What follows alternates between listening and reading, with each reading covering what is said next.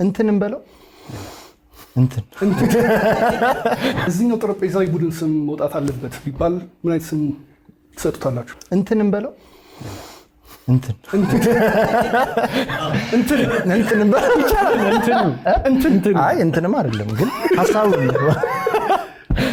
የቡድን ስም መውጣት አለበት ቢባል ምን አይነት ስም እንስጠው? ደብዳቤው ምክንያት የተቃጠለው ደብዳቤ አሪፍ ነው ስለሚቃጠል ማን ነው? በቃ እኛ በሚገባን ገብቶናል።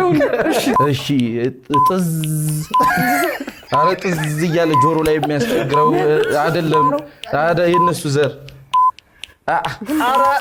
ይኸውልሽ እሺ ምግብ ላይ ምናምን አረ አይደለም በረሮማ ብለሽዋል። አረ ነበረው። እሺ አሁን ያልሽው ጥዝ ነው። አረ ቆሻሻ ላይ ሁሌ ማናጣት ማናት?